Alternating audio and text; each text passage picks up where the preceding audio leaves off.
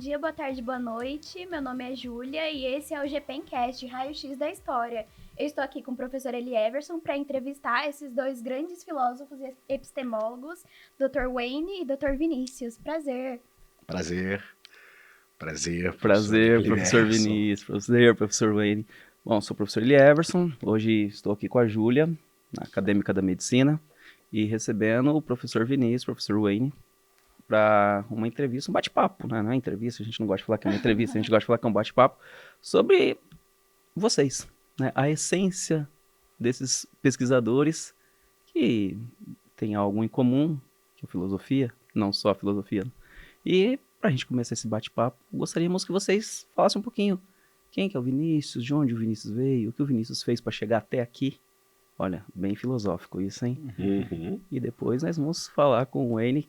Quem que é o Wayne? O nome, né? Bom, Pois tá é. certo. Quem sou eu para falar de nome, né? Mas o Wayne ganha. Ok. Tudo bem? Quem somos nós? E agora? E agora? E agora? Começamos. Já começou por aí. De onde viemos? Para onde? Vamos? Não vai ter fim esse podcast. Começo? Por favor. Bom, boa tarde, né, Júlia? Não falei. tarde. Boa tarde para você. Então, sou Vinícius, vim do Rio de Janeiro. Acho que o sotaque não mente, né? Da Serra Fluminense. Mas é Flamengo. Como todo carioca e todo nascido no estado do Rio de Janeiro, raras exceções que quase não entram na estatística, né? Mas minha área é filosofia, né? Estudei graduação, bacharelado em filosofia na Universidade do Estado do Rio de Janeiro. Às vezes, quando eu ouço Universidade Estadual, eu fico incomodado. A UERJ. Lá também fiz o meu mestrado na área de filosofia da ciência e teoria do conhecimento, que seria análogo à epistemologia, mesma coisa. Você escreveu um artigo sobre isso já.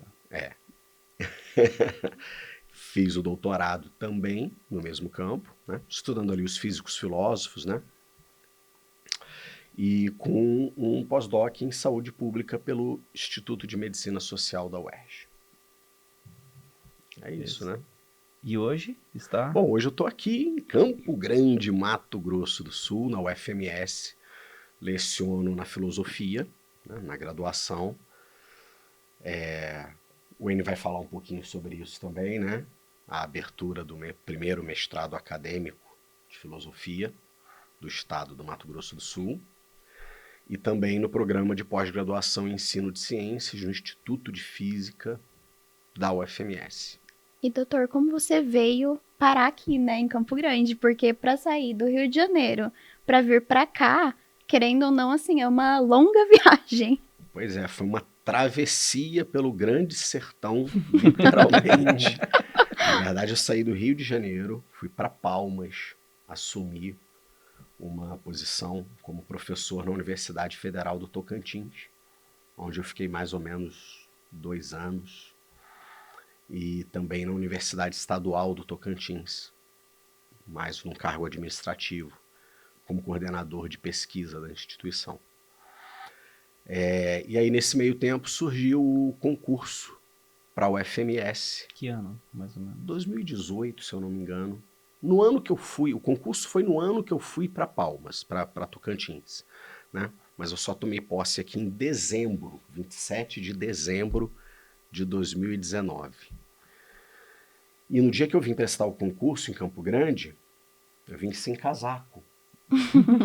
Porque Campo Grande é quente no imaginário brasileiro. O carioca, Tava Palmas. frio danado, uma névoa, não é?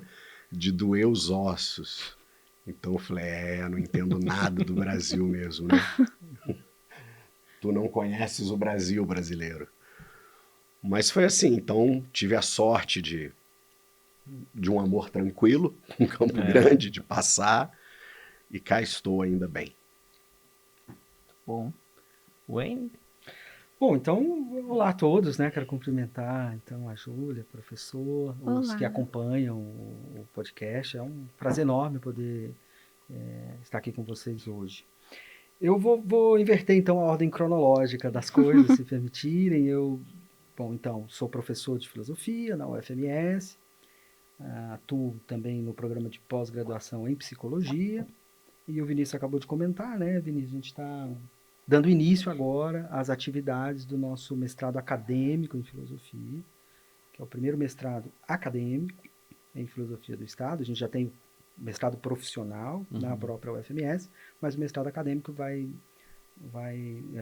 se iniciar agora, né? Então, compartilho também com o Vinícius do trabalho nesse novo mestrado. Do ponto de vista da minha formação, então, respeitando a ordem inversa da cronologia, eu tenho um doutorado que pesquisou a recepção filosófica da psicanálise, notadamente a psicanálise freudiana. Portanto, para fazer alguma relação aqui com o podcast, né? A recepção filosófica de um autor, em que pese todas as controvérsias, médico. O Freud é médico de formação. E eu tentei no doutorado fazer uma relação da recepção filosófica da psicanálise na França, que é um país assim, cuja filosofia é muito ativa, dinâmica e potente, etc., fazendo um cruzamento com a recepção brasileira da filosofia da psicanálise. No Brasil, a gente tem um grupo de pesquisadores nesse campo de filosofia da psicanálise, que constituiu esse campo como um campo de pesquisa, que a gente chama de filosofia da psicanálise, um grupo enorme, espalhado no Brasil inteiro, e que tem muita dinâmica, muita produtividade, muita consistência, né, na pesquisa que realiza. Então, no doutorado, faço essa interface entre filosofia e psicanálise, tradição francesa, tradição brasileira, vindo de um mestrado que tentou já trabalhar com Freud e a psicanálise, mas a recomendação do orientador foi que não se misturasse muito as coisas ali. Então, eu tenho um mestrado em História da Filosofia Moderna, estudei um autor cujo slogan talvez seja um dos mais conhecidos da história da filosofia, aquele que diz cogito ergo sum, ou penso logo existo, né? O René Descartes, um filósofo francês. E então, a minha pesquisa de mestrado foi sobre essa figura, né, que no Descartes se chama cogito, ou essa experiência que a gente poderia dizer hoje de pensar, e o que isso significa. No caso lá, para Descartes, significa inclusive a prova da existência, né? A gente existe porque de alguma maneira a gente pensa. Embora a gente possa pensar que há quem não pense, também existe, né? Exato. Enfim, tem um meme. deixa o Descartes quieto lá, se revirando no túmulo. E, bom, da graduação dizer o quê? Também graduado em filosofia, quer dizer, toda uma formação mesmo, né? Graduado, especialista, mestre, doutorado, essa formação clássica, canônica, assim, no campo da filosofia, sempre com interesse muito forte. Acho que a filosofia, desde sempre, assim, significou para mim esse diálogo externo, né? Então, o trabalho com interface, o trabalho com fronteiras do conhecimento, né? Agora tenho pensado muito aqui no campo da epistemologia, em algum momento a gente vai conversar sobre isso, a questão da relação da filosofia ou da epistemologia das ciências humanas. Então, eu identifico um pouco no meu percurso sempre essa preocupação e esse envolvimento com o externo, né? Com o outro, com o fora, né? Com esse trabalho de fronteira e de interface. E não deixa de ser curioso, então, vir realizar-me profissionalmente no estado de fronteira. Né? Embora a gente possa dizer o que você disse do Brasil, a gente possa dizer do sul mato-grossense, né? Assim, o sul mato-grossense não conhece as suas fronteiras, etc. Mas, enfim, não deixa de ser curioso constatar isso agora. E não se reconhece, menos ainda, como estrangeiro, olha eu só, também sou estrangeiro. Forasteiro, querendo dar pitaco, mas a impressão que tem é que não se reconhece como cosmopolita. Sim. Mas Campo Grande é uma cidade interessantíssima em sua formação, não é? Sim. Nós temos aqui, além de brasileiros de todas as regiões, não é? Paraguaios, uma presença da cultura paraguaia muito forte, da cultura boliviana também. Não é? Uma presença libanesa e síria, se eu não me engano, também muito fortes, né? Japonesa nem se fala, né? Eu acho que é a segunda ou terceira maior colônia. Povos originários também, né? Sim. Mas aí as também, etnias, então, dos povos originários. Que compõem essa... né? A cidade, né? E os movimentos de imigração dos últimos anos, né, de uma forma ou de outra, tornando esse caudal ainda mais plural, né? com a chegada, né, de venezuelanos, cubanos, etc. Então é uma cidade que tem aí um cosmopolitismo, mas que talvez não se reconheça dessa forma, então é exato. estranho, né? Não se aceite, talvez. Esse talvez seja até um tema para um outro episódio, porque eu escrevi alguma coisa sobre que eles isso. já vão se convidando, entendeu? Não, é só para não E o dominar. DK ainda tá batendo assim na minha cabeça, que eu queria falar do DK na hora que... Não, e só para não dominar a pauta aqui, mas para dizer assim, eu escrevi alguma coisa sobre isso, agora eu não me lembro, assim, artigo de jornal, e que a gente não se dá conta de uma certa posição muito estratégica do Mato Grosso do Sul, que é uma tríplice fronteira nacional, e faz fronteira com 5 estados brasileiros. Isso não é todo estado. Então, assim, também tem um pouco essa coisa da fronteira regional, que precisaria ser, né? Você sai lá de Três Lagoas, ali com São Paulo, e vai parar na divisa do Mato Grosso aqui, né? Goiás, Minas Gerais, né? Então, de fato, essa coisa né, que você destacou, precisa ser algo realmente que a gente, assim, que dá muito a pensar. Da grande travessia, o grande sertão. Mas o DK, só para voltar lá no DK... Então agora eles não perguntam mais, esse é o problema de trazer filósofos, não recomendo. Não recomendo. E o detalhe foi que nós não terminamos as pautas do almoço. Ficamos no restaurante por volta de 1 hora, 1h30. Né? E ficou ali, né? Mas aí a gente remarca o almoço. O almoço. Mas o seu autor de mestrado é um autor importante também para a história e epistemologia da medicina, né? Claro, se não me engano, um autor muito importante, né? Claro. Que há uma preocupação toda ali, inclusive com a fisiologia do conhecimento, não é? O texto é A Paixão das Almas. É todo um tratado de fisiologia dos afetos e das paixões. Então é interessante como a epistemologia, né, que nós simplesmente a enunciamos no singular, é, por sua própria natureza, também plural. Ela é uma área da filosofia, mas ela abriga epistemologias, né? Ramificações. Então você tem na tradição da epistemologia, né, diversas outras subtradições ou escolas, não é? Dentre as quais isso que nós poderíamos chamar de fisiologia do conhecimento. Aí é interessante pensar, já estou eu aqui viajando, né? Num diálogo, por exemplo, pulando os séculos, entre essa fisiologia do conhecimento do Descartes e aquele texto do Quine, a epistemologia naturalizada, em que ele tenta puxar a epistemologia novamente para o campo da psicologia, né? Mas, enfim, sintam-se à vontade. A gente está curtindo, eu quero degustar. Eu falei para eles assim, qual que é o horário? Eu falei, olha, a partir das 11, eu estou disponível para vocês. A nossa gravação dura em torno de 1 hora. Mas vocês podem ficar à vontade. Entendeu? Eu deixei o horário para desfrutar desse momento. Mas eu posso aproveitar o gancho? Claro. Eu queria aproveitar o gancho do que ele falou do Descartes para tematizar a medicina. Porque isso é muito importante ali para o Descartes. E uma das metáforas mais famosas que o Descartes apresenta, além do código, né, é a figura de uma árvore para explicar a ciência. E aí ele diz, bom, então, assim, né, ele fala da ciência, eu não vou me lembrar nos detalhes agora, mas tenho certeza do que estou afirmando. Ele diz, bom, então a ciência, o saber, é como uma árvore, cujas raízes são a metafísica são as raízes, e aí um dos troncos dessa ciência é a física e a medicina, e a moral, no Descartes, estou me lembrando bem agora, você vê que realmente o mestrado foi bem feito. Me lembrando, né? As raízes da ciência é a metafísica, o Vinícius adora isso. Por favor, o nosso público muitas vezes não tem esse tato dos conceitos. Visão geral de metafísica. Eu vou fazer assim, eu vou falar da metáfora e o Vinícius vai explicar o que é metafísica, porque essa inclusive é uma defesa de tese do Vinícius, né? Nós então não vamos fazer igual o Manuel de Barro, só 10% é verdade.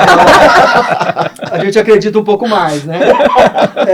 Mas só retomando a metáfora assim, então a ciência é como se fosse uma grande árvore, cujas raízes são a metafísica, aí o tronco, não me lembro, mas aí tem os galhos, aí medicina e física, né? Aparece ali matemática, né? O tronco é matemática, não me lembro o que é o tronco, mas os galhos medicina e física, me lembro bem, e a mais alta ciência, né, que seria a moral. Então, né, da metafísica à moral, você é atravessado aí pela medicina e pela física, quer dizer, tem tudo a ver aqui também com o nosso conteúdo. Explica para nós o que significa isso, Vinícius, a metafísica como fundamento da Quantas ciência. horas eu tenho? Os pré-socráticos. Como ele disse assim, brevemente. Assim. Do grego Vamos começar por metafísica, Sócrates. além da física, na verdade é a área da filosofia que estuda a questão do ser, né, da natureza última da realidade, das propriedades básicas ou mais elementares, fundamentais do ser enquanto tal. Né? Então, o que significa dizer que algo existe. Né?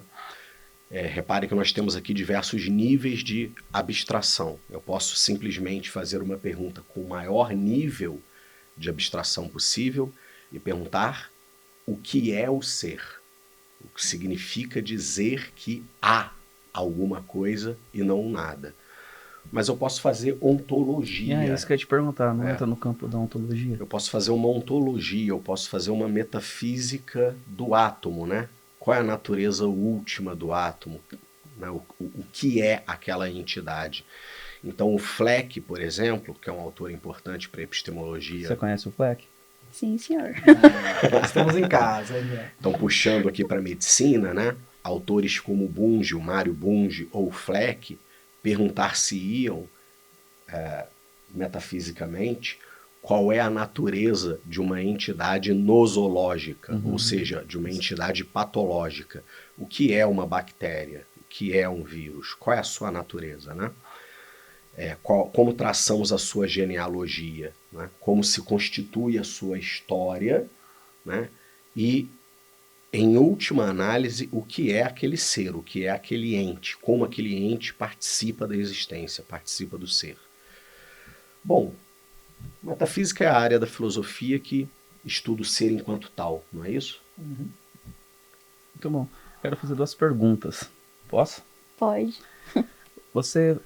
Wayne, você disse que da sua formação, mas não explicou o local, de onde você saiu, você estudou na mesma cidade natal, essas mudanças. Desculpa, Imagina. Essa coisa mais do nível existencial mesmo, concreto histórico, né? Bom, assim, para fazer breve, né? Eu sou mineiro do Triângulo Mineiro, aqui divisa com o estado, né? De uma pequena cidade chamada Araguari, que fica 30 quilômetros de Uberlândia, aí já é uma cidade mais conhecida, né? E, então eu fiz a minha graduação em Uberlândia, o mestrado pela Universidade Federal de Uberlândia, foi onde então estudei o Descartes, né, já disse. E aí depois vim para Mato Grosso do Sul, em razão do concurso, quer dizer, há 15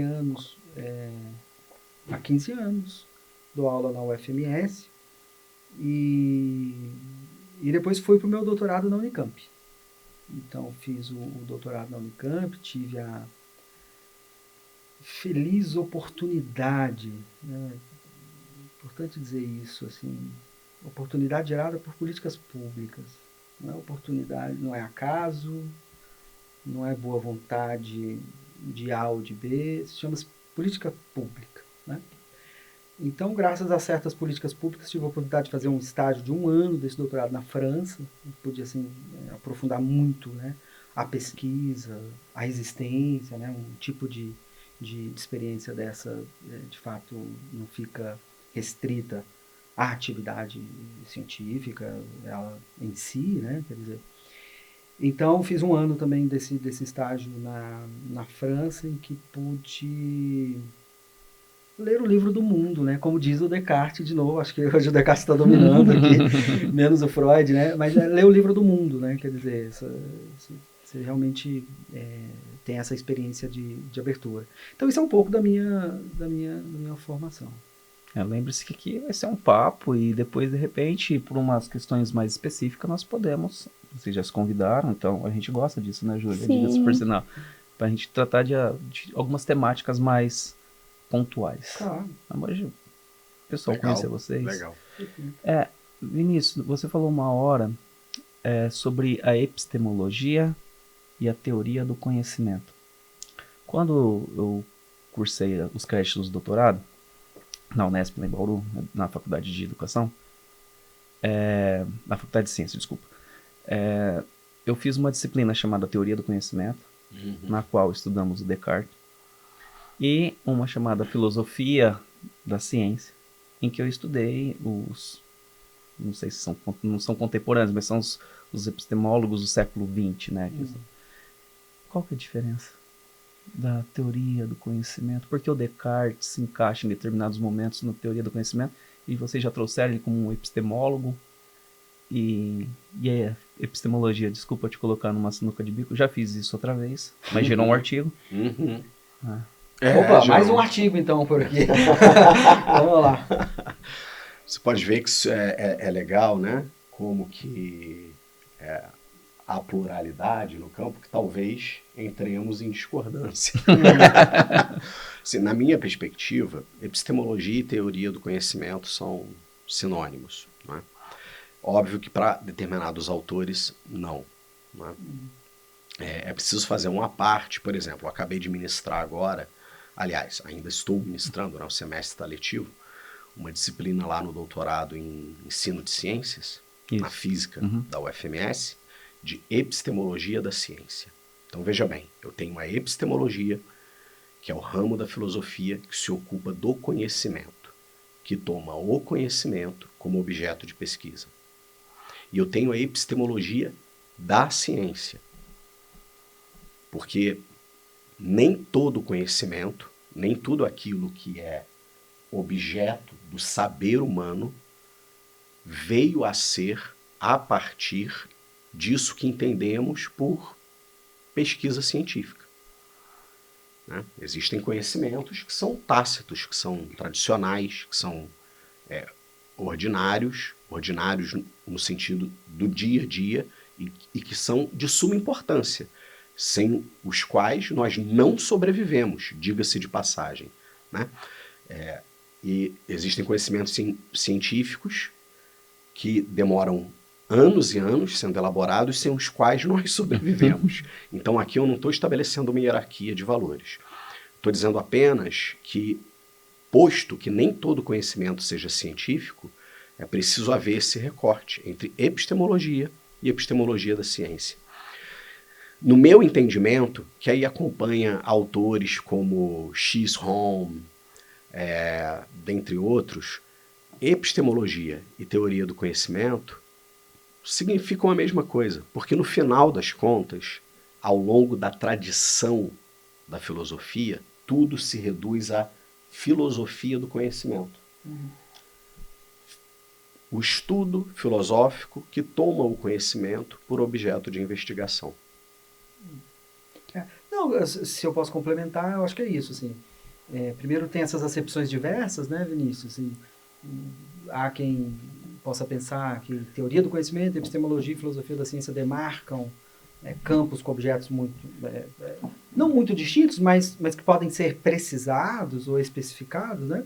Mas acho que a vertente de abordagem do Vinícius aí contempla bem, quer dizer, o que você tem no fundo é um problema de conhecimento, né, que se mistura com o problema de episteme desde a Grécia Antiga. E, agora, eu gosto de demarcar um pouco a figura da filosofia da ciência em relação à epistemologia. Mas essa demarcação acho que ela é meramente metodológica, assim, é só porque eu acho que ela ajuda didaticamente a perceber. E aí eu aproveitaria até, a gente acabou de mencionar o nosso recém-inaugurado mestrado acadêmico em filosofia, uma das nossas linhas, uma linha ética e filosofia política, e a outra linha recebe justamente esse nome, né? Epistemologia e filosofia da ciência. Então, quem tiver interesse, se for a descrição dessas linhas, vai encontrar ali uma espécie de distinção que a gente tentou demarcar, muito simples e metodológica, que é basicamente o seguinte: a epistemologia ela serviria como esse termo mais abrangente para concentrar ou estudar o problema do conhecimento nos termos em que o Vinícius colocou, e desde toda a tradição grega, etc., a gente pode pensar o conhecimento da arte, conhecimento da religião, conhecimento popular, ou senso comum, como a gente diz, etc. E, então, a epistemologia nesse sentido mais abrangente, né, do ponto de vista, inclusive, de uma tradição milenária, etc.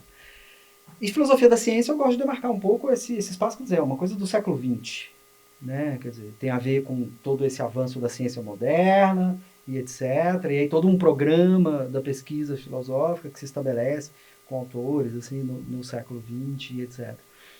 Mas, de novo, eu acho que é uma demarcação metodológica, assim, meramente, e que, quer dizer, a ciência está ali em face ao problema do conhecimento que estavam os gregos há 2000 anos atrás. Então, no fundo, eu acho que a questão do conhecimento é que domina mesmo, né? A noção do... Eu acompanho o voto do relator. Eu acho que a demarcação é justamente essa, né? Embora alguns autores proponham uma demarcação entre epistemologia e teoria do conhecimento, que eu não acompanho, não vejo sentido, não vejo razões, mas vejo razões de uma demarcação entre filosofia da ciência e epistemologia. Porque o objeto da epistemologia, por exemplo, da epistemologia da medicina, é a construção do conhecimento biomédico, é a construção do conhecimento nas áreas da saúde, das ciências da saúde. Mas já uma filosofia das ciências da saúde engloba outras questões que uma epistemologia da medicina não abarca, né? A epistemologia da medicina está focada nas questões relacionadas à produção, aos limites, às condições de contorno do conhecimento. Já a filosofia pode abarcar questões de ontologia, né? Qual é a natureza dessas entidades nosológicas, patológicas, o que é a doença, né? Como definir doença, que tipo de entidade é essa? A doença é uma entidade, é um processo, é uma desordem, é um fenômeno? Que tipo de natureza eu estou pressupondo?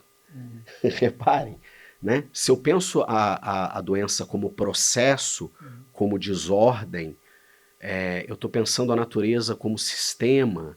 Se eu penso a doença como uma entidade, ela é uma entidade que está, de certo modo, alterando alguma substância. Então tem uma filosofia da natureza por trás.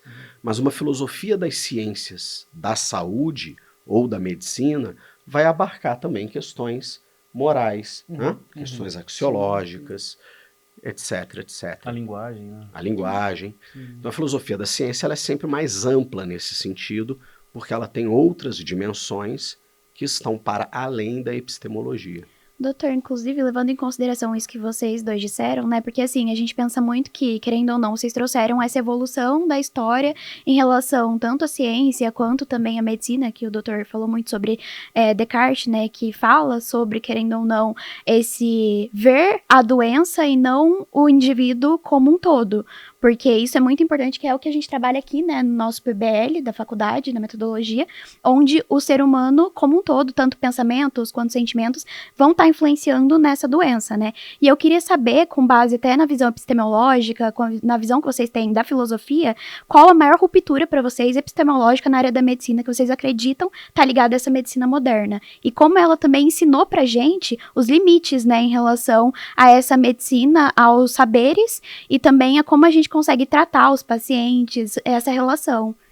Nossa, a Júlia já... Essa pergunta, Júlia... Essa pergunta dá 3 doutorados, 75 mestrados, 445 pós. Eu não sei se ela... 3.899 TCCs. Ela é uma pergunta muito difícil, portanto eu não vou respondê-la, eu vou comentá-la, né? Assim, o que eu destacaria no quadro que você colocou, né? Você retomou o Descartes aí com essa ideia assim, de ter essa perspectiva de uma visão mais unificada, né? A respeito, sei lá, da vida do humano e, enfim, da saúde do humano, né? No caso do texto que a gente comentou, as paixões da alma, né? O título do texto é esse. É um texto do século XVII. O Descartes está curiosamente fazendo isso, né? Quer dizer, ele já está trazendo uma perspectiva de explicação do afeto ou da emoção ou daquilo que a gente chama de nossa vida, né? Nossa vida saudável, enfim, etc. E aí ele já está trazendo isso, fundamentando nessa discussão, por exemplo, no caso dele lá, uma fisiologia ou um problema do orgânico, etc. É muito famoso na filosofia do Descartes o problema do corpo e alma, a gente não precisa entrar aqui, mas nesse texto é muito curioso constatar a unidade dessas duas coisas, né? No caso, isso interessa mais aos filósofos, não aos médicos. O Descartes é muito conhecido pela cisão corpo e alma. O que, inclusive, a filosofia precisa reaprender a ver no Descartes é que há uma teoria da unidade do corpo e da alma no Descartes, né? Desde a sexta meditação a esse texto, As Paixões da Alma. Mas eu quero voltar aqui ao problema da medicina. Então, sim, você tem essa perspectiva, né? De fato, o Descartes escreve esse texto quando está sendo descoberta a circulação sanguínea, né? O Descartes cita isso nesse texto. Então, ali a gente tem, de fato, isso que você chamou de medicina moderna, né? E aí, quando você pergunta, assim, sobre uma ruptura, né? De uma epistemologia da medicina, uma evolução, né? Eu não saberia, assim, precisamente... né, como dar essa resposta, porque acho que aí sim, né, acho que uma história da medicina, né, ocidental, enfim, europeia, pode mostrar essas variações, né. Agora, o que a gente vê, ou pelo menos assim do ponto de vista da filosofia, é um avanço, o estabelecimento, né, se a gente pensa século XIX especialmente, do materialismo, do fisicalismo, né, que é uma concepção, uma percepção que está cada vez mais questionada, eu sei, né, inclusive pela reflexão epistemológica da medicina atual, desde o século XX, o próprio Fleck, né, traz toda uma dimensão da história, né, da doença, etc.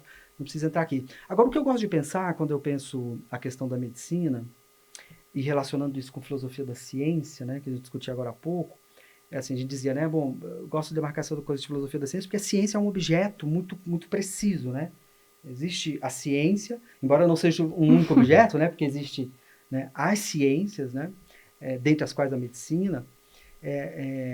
Então, quando a gente pensa essa relação filosofia, ciência e medicina, o que eu gosto de pensar, que eu acho curioso, é esse caráter, e aí vocês vão me corrigir se eu estiver errado, inclusive você que está estudando medicina. Júlia. Júlia. Esse caráter muito específico da medicina, que eu aprendi com o Freud. O Freud diz isso da psicanálise. Mas isso é uma coisa que o Freud aprendeu da medicina. O Freud diz da psicanálise. A psicanálise é uma teoria, é um método e é uma técnica. Eu acho que isso se aplica à medicina. Né? A medicina, em alguma medida, enfim, tem um fundamento teórico, a medicina, né, é um método e é uma técnica. Eu queria destacar essa dimensão da técnica, que a gente poderia chamar de prática, né? Eu acho que a medicina é um tipo de saber, um tipo de ciência, não é a única, o direito também entraria aqui, algumas outras, mas que conseguiu se estabelecer nessa dimensão prática ou técnica de maneira muito exitosa. Né? Então você vê que a prática da medicina tem um lugar muito específico no prestígio social, cultural, etc. E uma prática, evidentemente, né, baseada tanto melhor quanto baseada em evidência e em ciência. Né? É um outro tema aqui.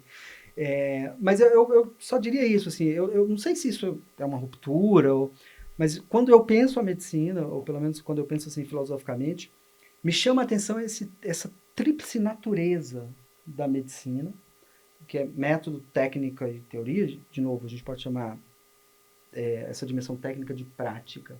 Eu acho que a medicina se sustenta muito por aí, né? Diferente de outras áreas, né? Você imagina, vai dizer que a filosofia eu até acho que mas a gente não vai entrar nesse debate aqui, né? Mas você vê, a filosofia é uma técnica, é um método e uma teoria? Segundo, eu penso sim. Mas veja, a gente não tem penetração nenhuma numa técnica ou numa prática, né? Nenhuma, né? Aliás, a imagem que se tem de nós é que não há prática, né? A gente somos aqueles que nada fazem, né? Etc.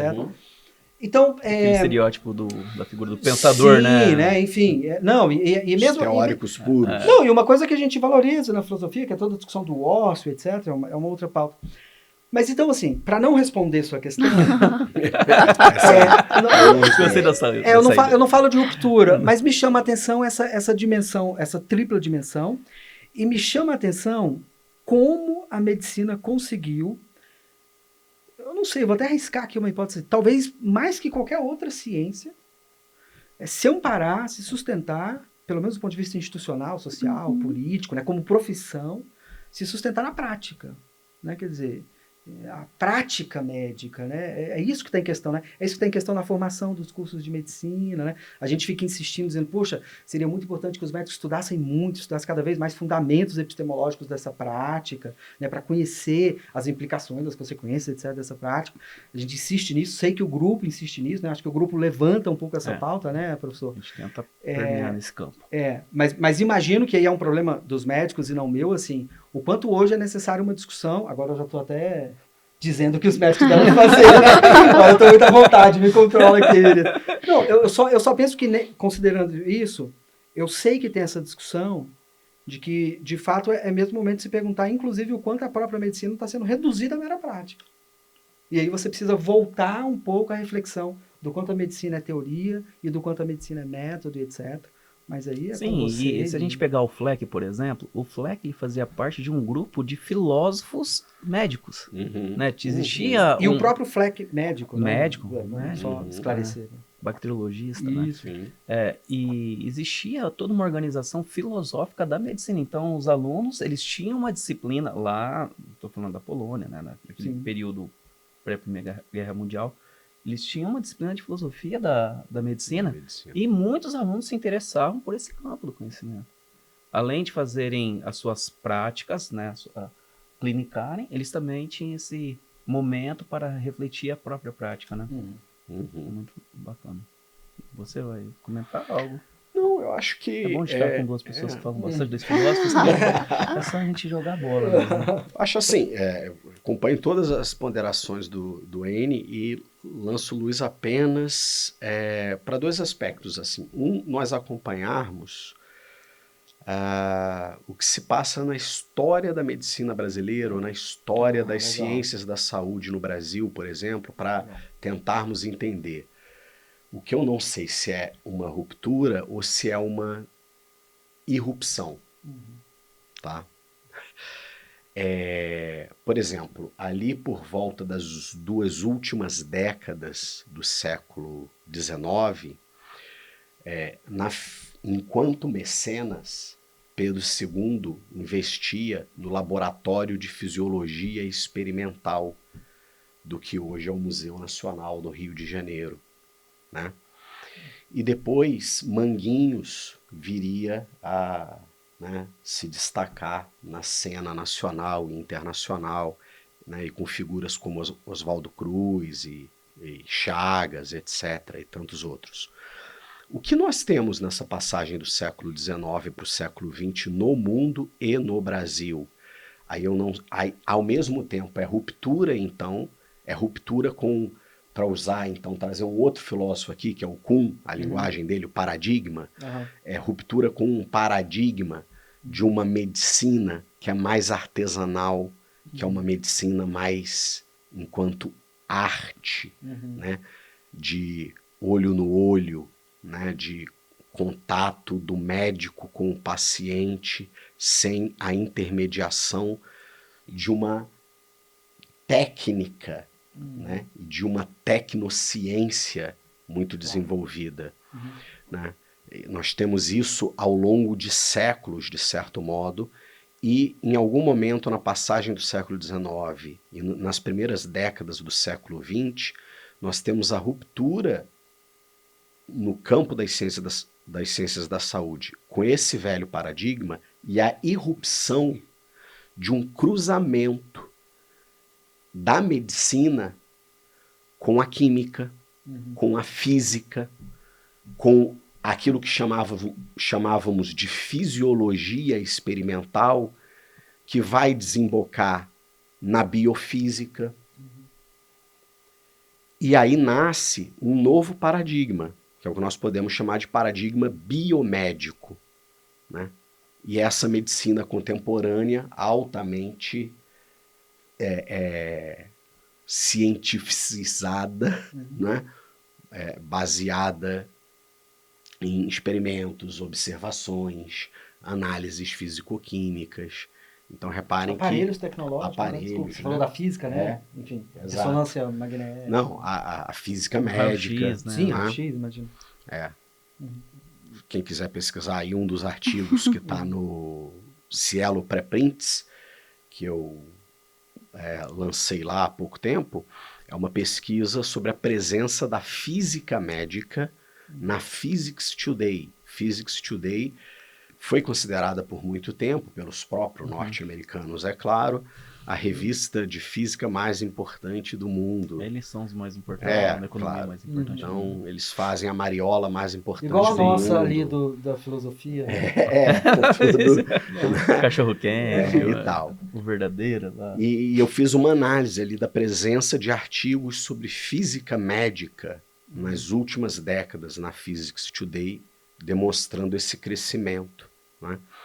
Então, quer dizer, o paradigma biomédico, diferente daquela medicina mais artesanal, digamos assim, do século XIX para trás, é marcado pela presença da química, da física, né? Da fisiologia, da matematização. Isso que é falar da estatística também. Da né? estatística. Porque a medicina é baseada em epidemiologia. Aí surge a saúde pública, etc. Enfim.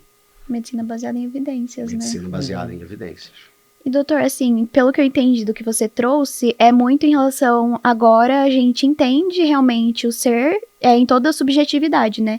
E aí eu queria saber do que vocês disseram, assim, porque a subjetividade do paciente, ela é muito tratada como um obstáculo à objetividade em relação ao tratamento e ao diagnóstico desse paciente, né?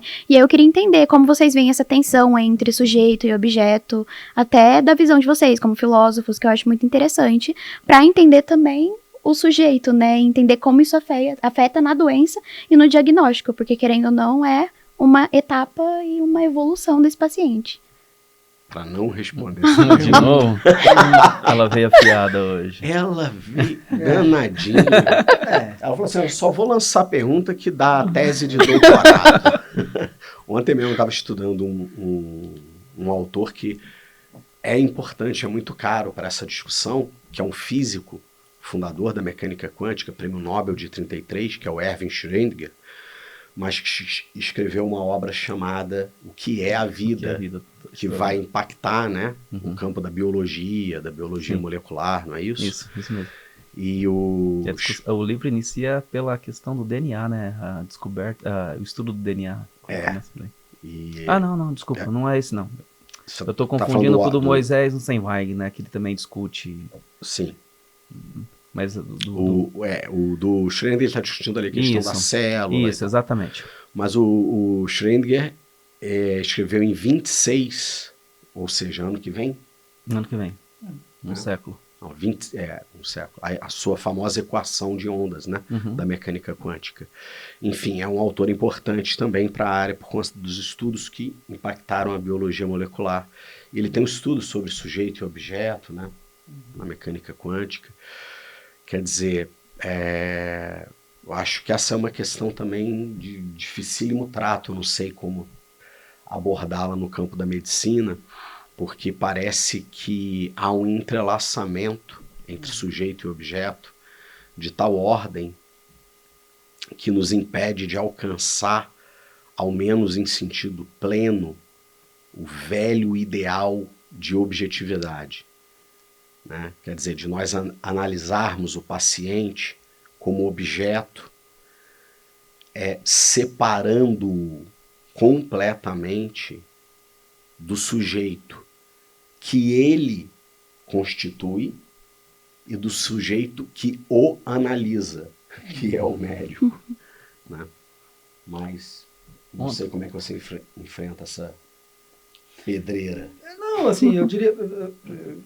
Eu acho que isso é compartilhado por todos os campos do saber ocidental, pelo menos assim. A discussão de sujeito-objeto é uma discussão moderna e ela já faliu, ela ruiu, né? Eu acho que foi bom você trazer essa perspectiva, né? Quer dizer, você está falando aí, olha, da física quântica, né? Quer dizer, me parece, né? Nenhum conhecimento, nenhum saber que hoje está naquilo que a gente chama assim de ponta, né? Não dá mais para sustentar rigorosamente esse modelo moderno. Eu acho que isso vale para a medicina, isso vale para a filosofia, isso vale... Então, aí eu acho que a sua questão é boa, porque assim, justamente, está todo mundo se perguntando, bom, esse é o modelo que a gente aprendeu, né? Há 2, 3 séculos se estabeleceu, Então, quais são as saídas? Aí, cada ciência, eu acho que tem buscado alternativas, algumas saídas mais radicais. Às vezes, dentro de uma própria ciência, né? Alguns têm umas perspectivas mais radicais, outras mais conciliadoras, etc. Eu tenho, assim, tendido, né, a pensar que, entendo perfeitamente, vou retomar aqui o que o Vinícius disse, eu acho que é bem importante, é uma discussão clássica no campo da medicina, né? O Vinícius falava do olho no olho, né? Quer dizer, é o problema do atendimento humanizado, né? Sim. Da humanização da Isso. saúde, etc.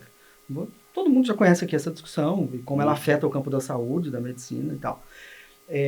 Então, assim, eu acho que tá muito evidente, e eu falo evidente do ponto de vista de evidência, de que, em que pese o grande êxito de toda a tecnologia, né, que o homem moderno, que o ser humano moderno foi capaz de criar para curar doenças, né, para tratar doenças, né, em que pese tudo isso, acho que está muito evidente que é preciso haver uma recuperação da humanização.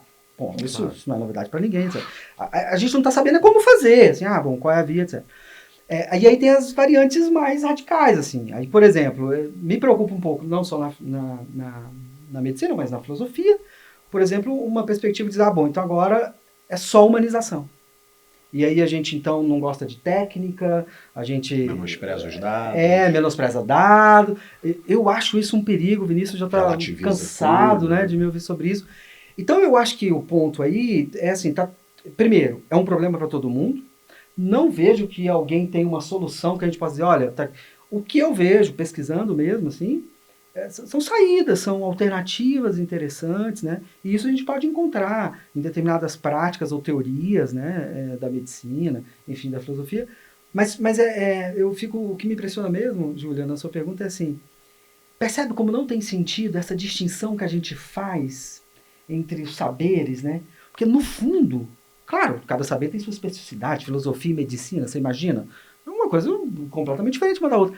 Mas no fundo, os nossos problemas centrais são os mesmos.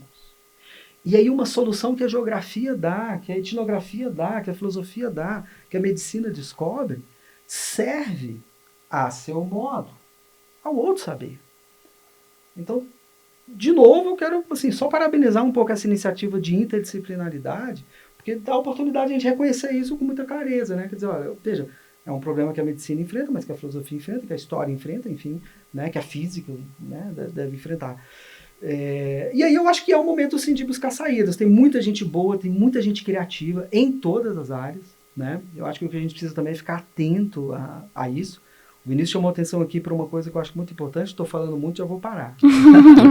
Mas o Vinícius falou da experiência brasileira, né? Citou Manguinhos, bom, hoje a gente tem a Fiocruz. Eu tenho a impressão, Júlia, agora de novo falando mais do seu campo, porque na filosofia isso está claro para nós. Nós negligenciamos completamente isso que a gente chama de filosofia brasileira. Um erro crasso. Estamos aprendendo a considerar a filosofia brasileira neste momento da história. Na medicina isso é um pouco diferente, mas ainda acho que o Brasil dá lições assim, incríveis a respeito de história da medicina e de prática da medicina. Não, o Vinícius chamou atenção para isso. Então, se a gente está falando de saídas que tem que observar, né? Você citou aí a revista norte-americana, etc. Veja, eu acho que o Brasil tem saídas assim, interessantíssimas. Né? Falta apoio político, falta financiamento público, falta tudo. Né? Mas você vê trabalho, né? você vê iniciativas, você vê saídas. Então, eu diria que, né, para não deixar assim, uma pergunta, esse pessoal da filosofia não responde nada direito. Não, eu só estou querendo dizer que eu tenho a impressão de que o próprio Brasil produz saídas interessantíssimas em relação às alternativas internacionais. Assim. E que talvez a gente devesse prestar mais atenção no que a gente produz aqui. Né? E a gente está falando de Brasil, evidente, porque a gente não pode falar também do que a gente produz aqui em Mato Grosso do Sul. Né? O professor acabava de me dizer que Campo Grande já foi referência em cirurgia congênita pediátrica. Né? Campo Grande, está falando. Chagas, né? Foi indicado quantas vezes ao Nobel. Não, mas aqui é importante destacar assim, a gente está falando de Campo Grande, capital sul-mato-grossense, centro-oeste do Brasil. Sim. Você imagina? Então, assim, eu acho que vale muito a pena olhar para essas alternativas regionais, né, nacional, como o Vinícius trouxe. Eu acho que a gente teria muitas soluções aí.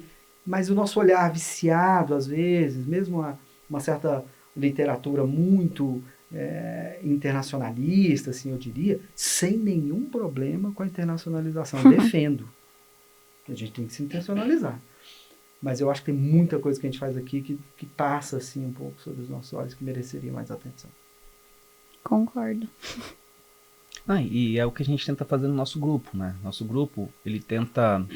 Os nossos projetos, eles são de levantar realmente essa história da medicina aqui na cidade de Campo Grande, porque são assuntos muito ricos, sabe?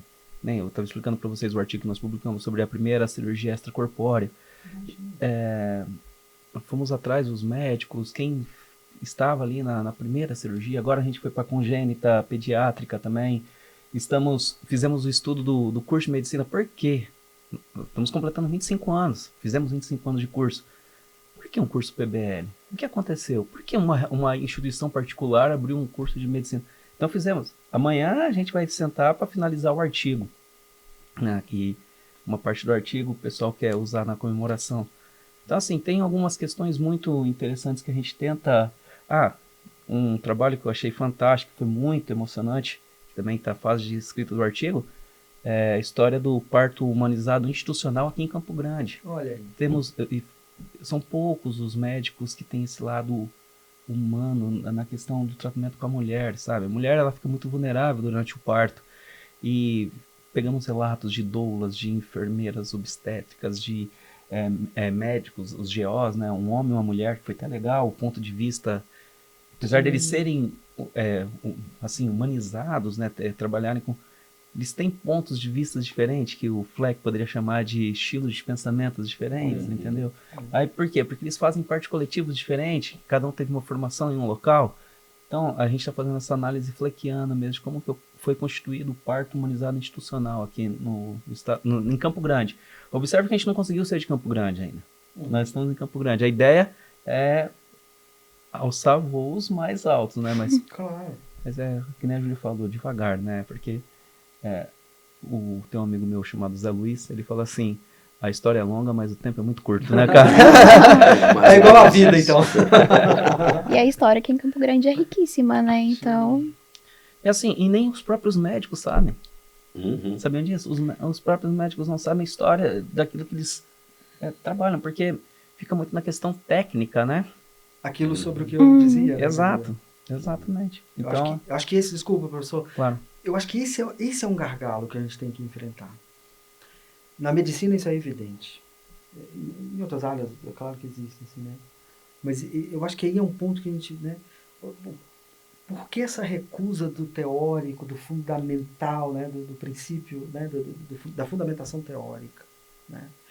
Porque ela rapidinho se converte a uma recusa da história e do conhecimento da própria prática. Sim. Então isso leva a um esquecimento. É gravíssimo, né? Do ponto de vista, se você olha para o futuro, é gravíssimo, né? Quer dizer, e esse futuro nem precisa ser tão distante, porque se você olha para o futuro, a técnica está cada vez mais facilmente reproduzida por máquina. Está aí todo o desafio da inteligência artificial e etc. Dizem que é a quarta revolução industrial, né? Então, você imagina, a gente não está falando aqui só de uma perspectiva humanista. Quiçá fosse isso, né? A gente está falando, inclusive, da sobrevivência na prática. Claro. Tem muita coisa em jogo aí. Isso que você falou me despertou assim, a reflexão sobre que lugar que a gente reserva para a história, né? Porque geralmente a gente pensa, quando muito, a história como curiosidade. Sim. Né? Então tem ali um acervo histórico, tem ali um painelzinho, alguma coisa, um museu, que é alguma... Né, uma questão mais nostálgica, assim, também, né? É algo que está ali entre o lúdico, o recreativo, quando na verdade isso é estrutural, né? Isso é constitutivo, né? Quer dizer, isso é aquilo que faz nós sermos quem somos e como somos, né? E não conheci nunca uma sociedade que prosperasse, nem em nível teórico, nem em nível prático, sem um real cultivo de sua história e da história de suas ciências, né? Isso, aliás, foi uma das coisas que me impactou quando eu cheguei aqui, no Mato Grosso do Sul,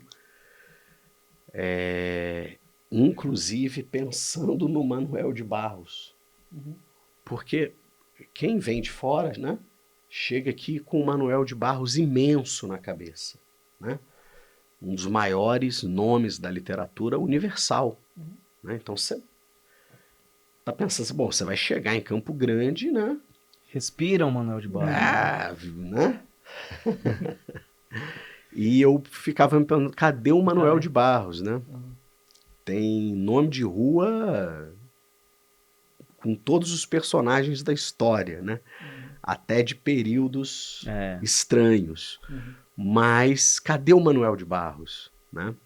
Aí depois a gente descobre uma estatuazinha aqui, depois descobre uma casa quintal ali. Mas é engraçado isso, né? Como o Estado não cultiva uma figura como essa, que é universal, né? É como se não tivesse consciência de sua grandeza, né? Desculpe eu cortar, porque eu já fui informado que nosso tempo passa muito rápido. O tempo o Einstein estava correto. O tempo não para. O Einstein estava correto. Fale um pouquinho do que vocês estão trabalhando agora, bem rapidamente, assim.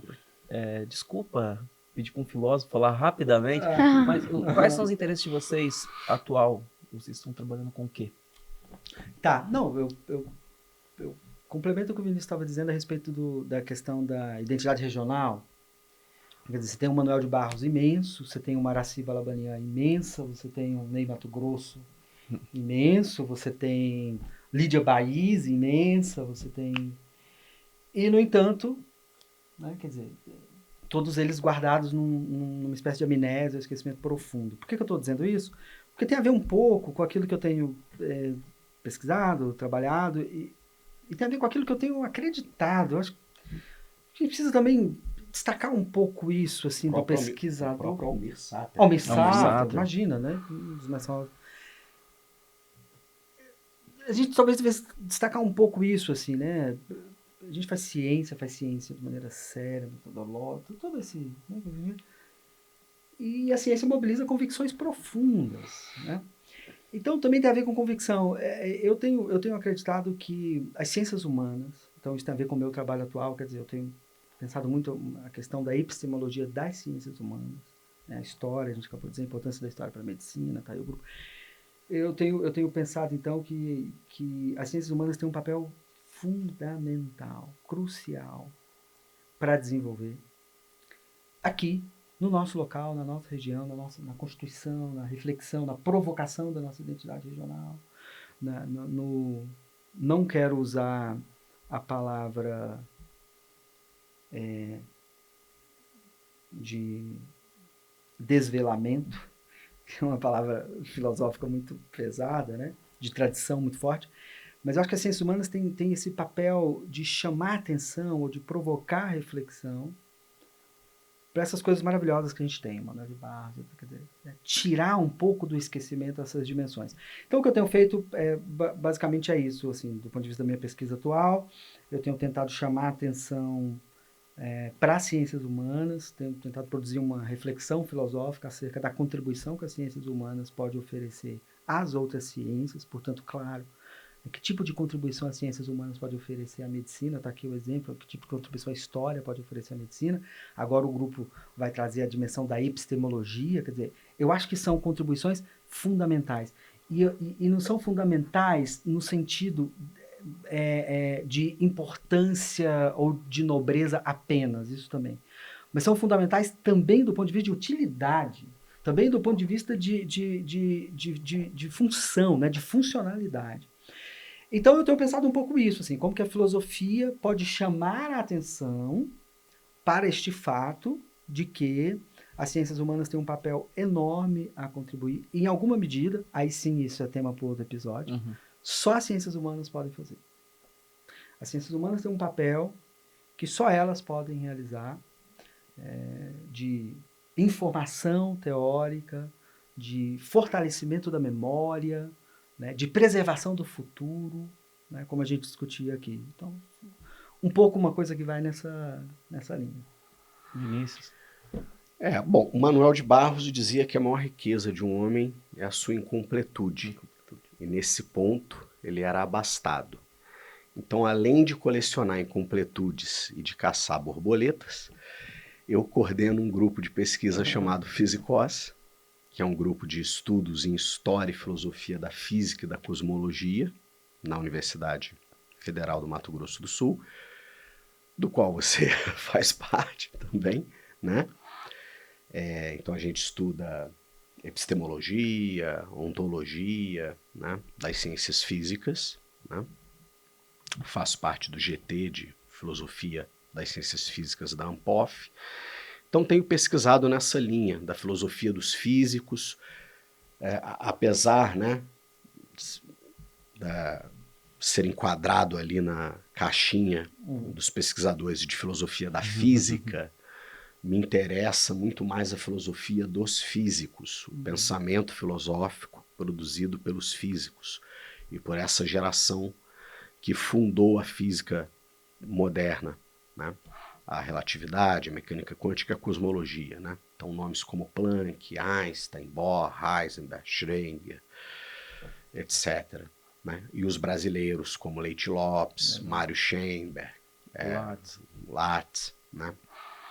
E outros filósofos da ciência brasileiros não físicos, né? Como Newton Freire Maia, o Pedro Américo, voltando lá para o Segundo Reinado. Então tenho interesse também pelos filósofos da ciência, né, do Brasil, independente de qual seja a sua matriz. E paralelo a isso tudo, sempre, né, nunca me desviando aí de olhar para a epistemologia das ciências biomédicas, que é algo que está lá, né, dos tempos de formação, dos tempos de pós-doc. Então, continua sempre no horizonte. Poucos interesses, né? Quase nada. O poeta quando coisa. Bom, a gente está indo para a última parte do nosso podcast. Passa muito rápido. Passou. O tempo é tão relativo que está com uns 20 minutos, como o Márcio falou, 5 minutos. Né? A gente está terminando. Mas vamos fazer um bate-bola agora 20 com vocês. minutos elásticos. Isso. Depende qual relógio está marcando esses 20 minutos. Né? 5 minutos. É um bate-bola mesmo. Difícil, Eu fico nervoso com essas coisas. Difícil para vocês, mas a ideia é assim, o que vier na cabeça, vocês vão... Não, então, eu fico nervoso porque não pode ser. Flamengo. Não. Responde por ele também, Flamengo. Eu vou mandar uma, vocês falam, aí a Júlia já manda outra e a gente vai fazendo um bate-bola. Será que eu consigo? Tá, consegue. GG. Vai. Um filme. Pode começar. Um filme que eu acabei de ver, Do Sul à Vingança, um filme local, Mato Grosso do Sul, passou nos cinemas esses dias, recomendo muito. Um Homem com uma Câmera, Dziga Vertov, cinema russo alternativo, 1929. Assistam, mas grudados na cadeira. Okay. Um lugar. Um lugar. Um lugar. Tinha que ser mais rápido, né? Tá vendo? A gente não sabe brincar. Um lugar. Não sabe brincar, essa foi boa. Não sei, sei lá, a varanda da minha casa. Os braços do meu filho, Linda. o colo de minha mãe.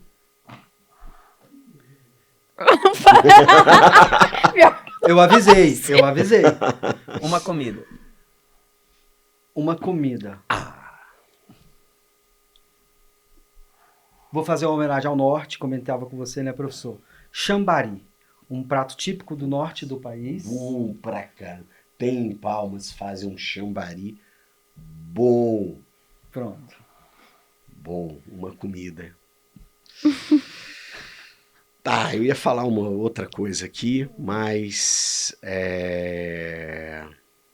um pintado ao urucum, isso? É isso. Né? Bem local. De Corumbá. Regional. De Bem Corumbá. regional. Pronto. Ótimo. Um livro. Um livro. Impossível. Um livro. Eu tô lendo agora, vou falar o que eu tô lendo agora. os 100 melhores contos brasileiros. Me esqueci o nome do autor, desculpa. Mas ele comenta o livro? Ele faz... Não, só o livro, só o título. Ok. Desculpa. Deixa pros porque- curiosos. Para os curiosos. É os 100 melhores contos brasileiros do século XX. É só isso. Essa pergunta é um livro irrespondível, mas vamos lá então. Pela sua carga simbólica e pelo momento, hoje, a Odisseia, Homero. Um sonho. Os Sergente. Um sonho.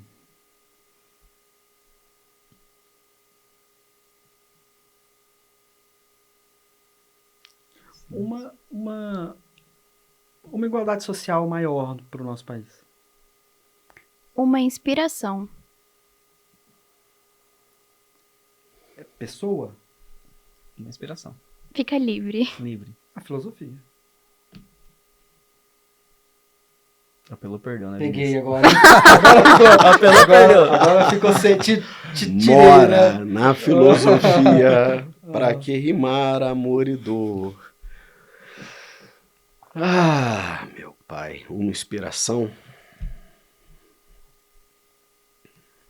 Minha mãe. E por fim, um objetivo. Um objetivo. Valorização social, institucional e política das ciências humanas.